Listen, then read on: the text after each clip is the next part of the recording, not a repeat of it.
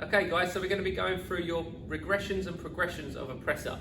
Okay, so you just looked at a video before that was talking about how you can cheat to make a press up easier. Now we're going to be focusing on what to do if you can't correct those cheats. So it's about making the exercise easier for you so that you can build your strength towards the harder version. So we'll start off with the easiest version. So what you're going to be doing is going onto your knees, and you're going to be using a raised surface to make it that bit easier for you. You still want your hands outside shoulder width, and you still want to be getting your chest all the way down to the surface that you're using.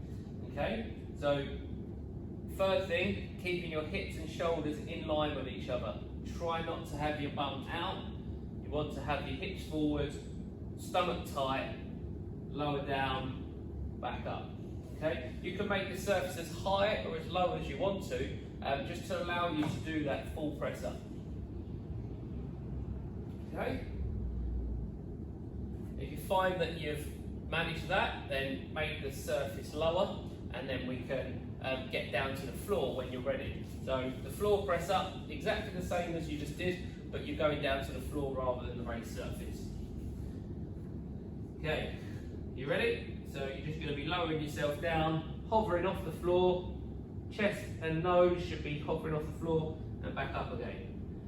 Try not to lift your bottom up. If you are lifting your bottom, go back to a raised surface. Okay. So you've got your raised surface, you've got it on the floor, and now you can go for a full press up if you're able to. Showed that in the last video. So now you're going to be lowering yourself down, pushing back up. Lowering yourself down, pushing yourself up. And all three versions of those, everything is a nice flat line. You don't want your hips in the air, you don't want your chest out, you want it to be nice and straight like a plank.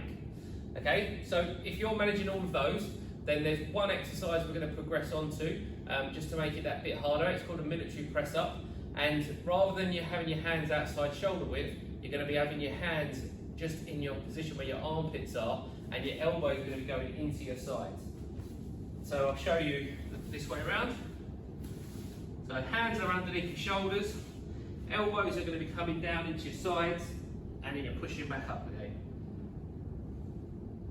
Pushing back up. So that is definitely the harder version of the press up because you're not using as much of your chest, you're relying on your triceps.